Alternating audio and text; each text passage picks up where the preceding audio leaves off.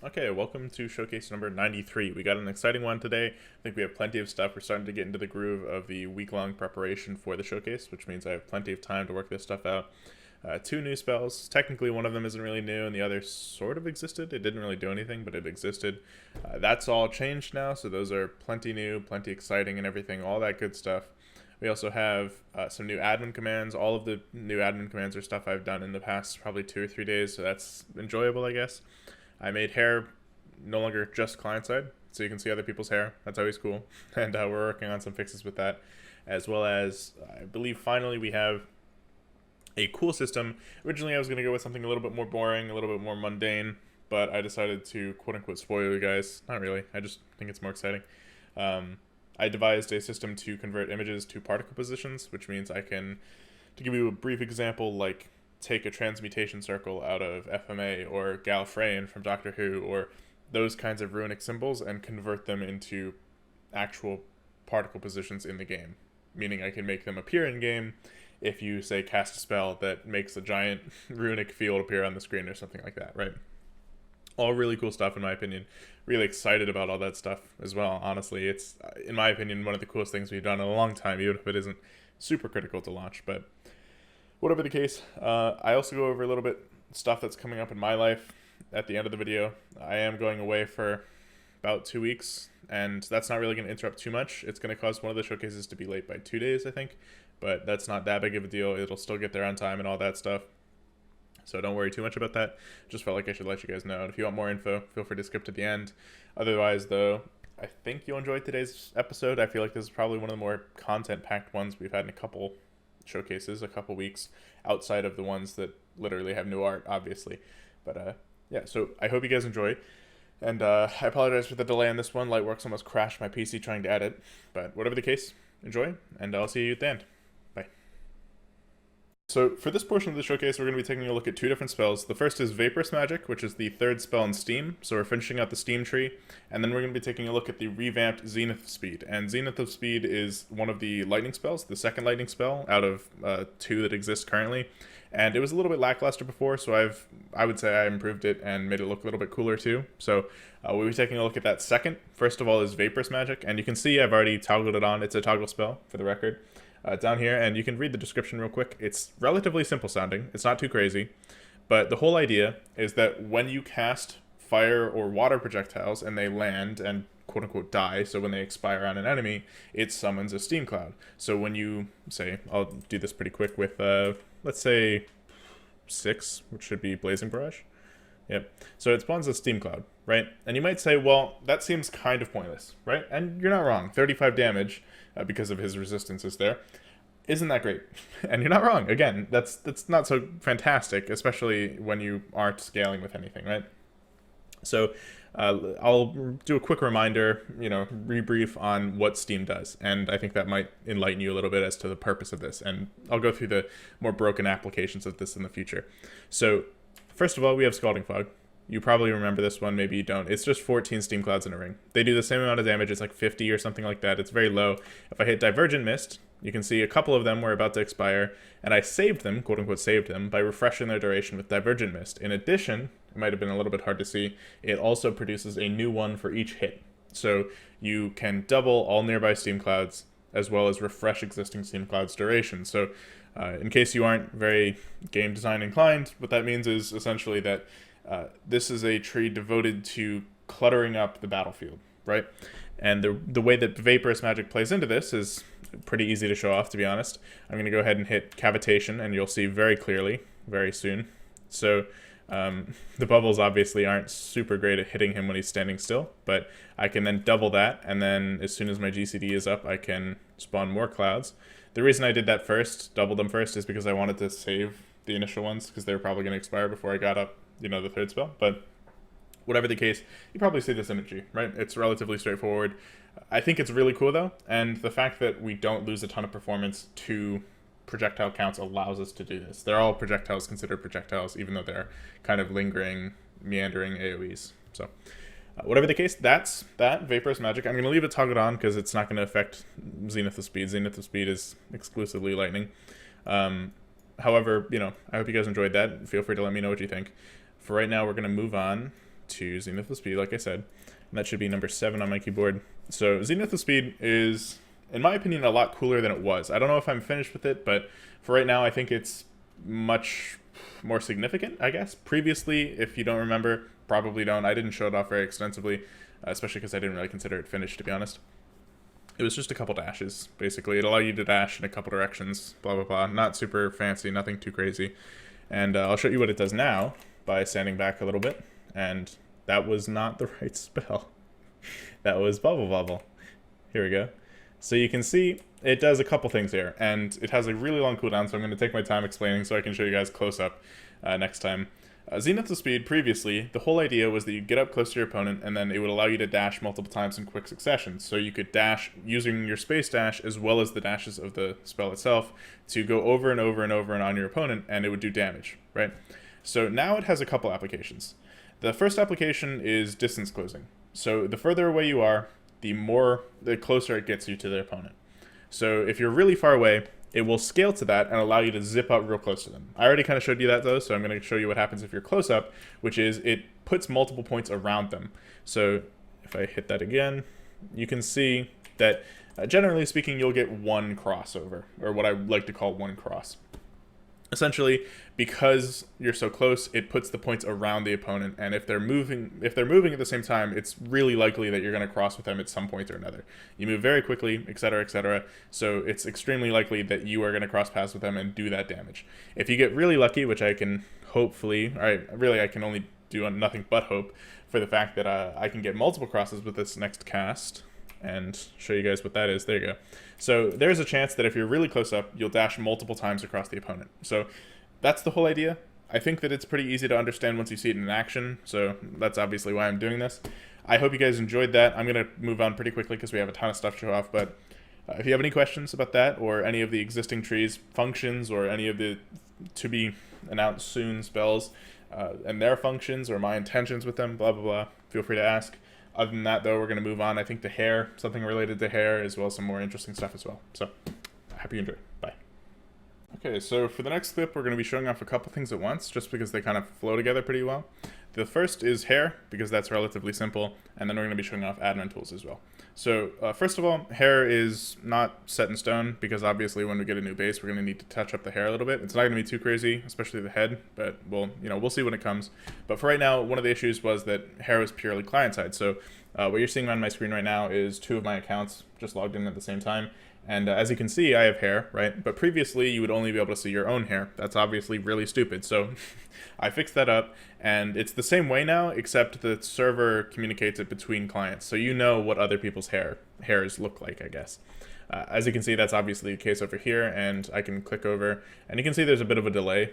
My health is currently freaking out because I have a million HP, but let's see if we can fix that. Whatever the case, you can see pretty clearly that when I move around, it's a little difficult to show off with 2 of my own accounts, but I am tracking the hair, so if you were to watch this at the same time, if it was happening simultaneously, you'd be able to clearly see my hair tracking to my body, my base, whatever you want to call it, and so on and so forth. The daytime is currently client-side still, so you're going to be able to see, I guess, oh no, sorry, that's not true, but whatever the case, I'm crazy, and we're going to move on from hair, because that's a relatively minor thing. It's still a bit of a work in progress, but I'm going to be listing a couple more bug fixes related to that later. Whatever the case, we're going to go on to admin tools. So in case you guys have ever wondered what this stuff up here is, these are the quote-unquote admin tools, I guess. I don't know if you ever played Eternia or Naruto or any of the other roleplay games, but you have to have admin tools because of how many admins are involved and how much they're involved with the game, and all of the players for that matter. So this is how we're doing it in Verdict. I know it's not really that much of a bad thing to show players admin tools, frankly, because obviously we're going to have a teleport function, mute functions, etc. Right now they're in their relatively early stages, but most of these already exist, or already existed, I guess. I just had to put them into buttons, which is what I've done. So if I want to teleport somewhere, this is not centered currently, but it's not that big deal. I can teleport to any of these players, and something interesting about this, for the record, is these players aren't on a map that you can actually get to. You can see I can't walk near the edges, or I can't transition to other maps, because there aren't other maps connected to this one. I didn't remember that this map was here, and it was being loaded up because it's in a deprecated folder in my game. So I just kind of thought it was a funny thing when I put in these tools. to teleport everywhere. These boys here, these NPCs, are just sitting here. They're just casually, sitting in this map that's been completely deprecated all alone. It's kind of sad, really. But whatever the case, you can close this just by closing the window. It's not a big deal. And if you wanted to summon someone, you can summon them this way. The reason this guy is always going to be summoned is because he's the first NPC to be spawned, which means that since their names are all the same, normally this would be through account names, because their character names are all the same, it's always going to pull the first one. So even if I pull this guy, it's going to be this guy. If that makes sense. It's, whatever. But we can also test out some of the mute functions, like if I wanted to mute my OOC function or whatever. Actually, hold on. Let me log out of that account so I can see if there's, yep, okay. So that grabs, myself, my own account, and if I try to type in OOC through any means, it will say I'm muted from OOC. Obviously, it outputs that here too. It'll not let me do that there either. So muting from OOC, sorry, had a bit of a brain fart there, works as well. And if I wanted to unmute myself, I can go back in here and do that here. And then obviously, as you'd expect, I can type in OOC again. That's relatively simple, but it is what it is. And I wanted to show it off regardless, of course, as I do. And bans are also a thing. I thought about it for a while now, and I realized I came to the conclusion that there's no point to have separate functions for ban and ban by IP. It really doesn't make any sense. If you don't ban by IP, you're just opting to be less secure with the ban, and that doesn't really make sense. It's just promoting people that are using VPNs, or other way around, people that don't know how to use VPNs. So I've just consolidated them. Ban works through a couple things, a couple factors I'm not going to explain. It works through a couple things other than IP, computer ID, etc. So hopefully that'll track fairly well, I guess. But even if it doesn't, I'm not going to use it right now because then it's going to be a real bitch to fix. Because obviously, if I ban myself, I have to go into the files, find the file, change the name of the ban, etc., etc. We're just going to do a kick real quick to show you what I mean. And it may or may not succeed. Oh, no, you know what? I forgot, actually. I changed this to not be able to kick or ban admin users. Very nice. Actually forgot about that. But whatever the case, I think that's pretty cool. I'm going to be expanding upon that in the future. Obviously, like I said again, it's I keep saying it again and again, but most of this stuff already exists. Kicks, bans, mutes, unmutes, etc. They're all there in the code. I just have to assign them to buttons, which honestly is even harder than making the thing itself, because when I try to teleport or whatever else, then the actual function of setting my position somewhere is easy as hell, but putting it to a button and making it look relatively okay is much more frustrating, if that makes sense. Either way, I think that's all for admin tools, so stay tuned. We're going to be looking at, I think, one more thing before the end of the showcase, so hope you enjoy that as well. Alright, so for the final thing here, I was originally going to do something serious and boring and blah blah blah, not really exciting. However, I have decided that I would rather do something more exciting, and frankly, I think that you would too. So we're going to be doing something that's much more exciting, and in my opinion, poses much more success, question mark, for the future verdict than really anything else might. So what I've done is a really basic version of rendering. I've taken a picture and translated simple pictures with simple lines into things that we can use in-game as coordinates for particles. And that probably sounds really complicated. However, I assure you it is nothing but fun. So we are in the the console right now, and I'm showing you a thing that you shouldn't do. It's literally nothing that could hurt the server, for the record.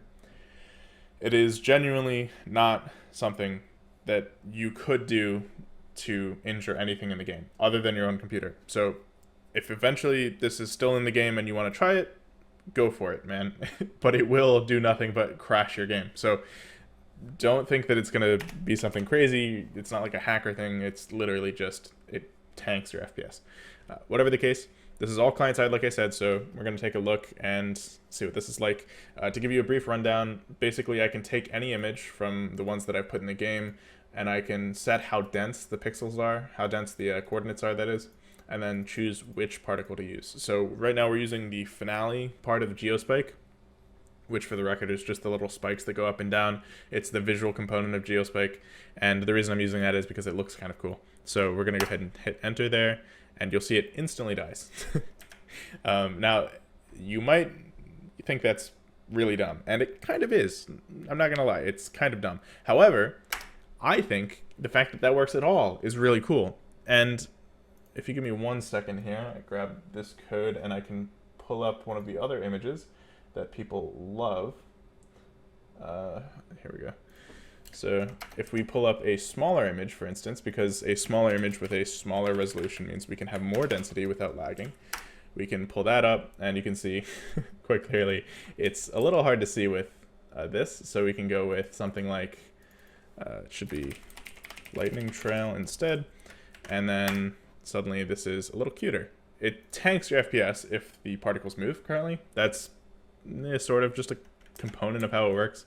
Unfortunately, if the particles move, you're still summoning like literally hundreds of them, if not thousands. So you really can't avoid having some amount of lag, unfortunately. It is what it is. But we can certainly take measures to adjust the density and that kind of thing. And you can see, honestly, super cool, in my opinion. I don't like to toot my own horn a lot, but I mean, this isn't even really that complicated of a thing. I just really enjoy how it looks, what it is, what it does, etc., etc. And I'm gonna even take you on a bigger trip real quick and increase the density by 2 times. It's gonna tank my FPS, I promise you that. But it looks pretty cool, so whatever.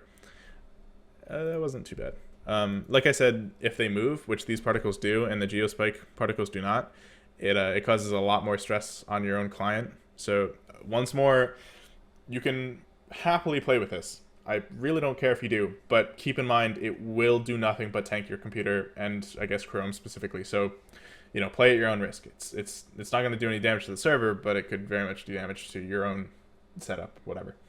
I'm trying to think of other stuff we can do here. I know that there's I put in one argument here that we can use if we so chose. It's really not as easy to see just because of how dense it is, but if I lower the density, we might be able to check out what it looks like. It's an eye. I think that looks pretty cool. We also have a alternative here that we can use. All of this stuff I've prepared in advance just because I wanted to see what it's like and all that. Okay, there we go. Seemed like it froze for a second. This might be a little harder to see. Yeah, hold on. We'll have to up the density quite a bit for this. Yeah, so you have these cute little images, and in my opinion, they're not super useful for everything, but in the future you can, I guarantee you'll be able to see some transmutation circles, that kind of thing coming up for me, just because, God, it's so cool. And honestly, one of the most exciting things I feel like I've done yet, to be honest. And we can lower the density a little bit more too. Honestly, I might even do something like this for backgrounds, that kind of thing, for constellations, etc. It's very cool. I love watching it in action. I hope you guys like seeing it too. And if you look later, or I guess look up in the Verdict chat, there's also a dick butt version if you want to see that. That, as cool as people thought it was, that got much more attention than any of this stuff did. So I assume that will be more exciting to you guys as well. I don't have that cached still, so unfortunately it's not possible, but whatever the case, you know, I hope you guys enjoyed that part of the showcase. I think that we are going to be done for now. I have some other stuff I could show, but I want to save it for next week because, for the record, I'm going to Lynn's house in about a week, a little less than a week actually. So I'm trying to make the next week's showcase ahead of time so I can have that ready and just post it while I'm away, or allow it to go public while I'm away, whatever you do on YouTube. And then the week after that, I'll have to do it like 2 days late or something like that, just because I'll be gone the entire week. And then after that, Lynn's coming here, so that shouldn't be a problem. I should be able to code fine, make showcases fine, and all that stuff, all that good stuff. So anyway, I hope you guys enjoyed, and I hope you guys look forward to the future. We have some cool stuff coming, including the base. We also have a new hotbar coming, for those of you that are still sticking around here. This new hotbar should be pretty cool. I have it coming primarily just because right now it was pointed out that the chat kind of stands out, or rather the hotbar kind of stands out relative to the chat. The chat's huge and in a different style, frankly, so 100% understandable, and that's something I'm looking to fix. So Howl's drafting up one of those things now, and then we also have some more tile set stuff coming because who doesn't love tile sets? So whatever the case, I hope you guys enjoyed. I hope you guys have a good week, and I hope you guys look forward to the next showcase as well. Promise it won't be rushed. It's just being made in advance. So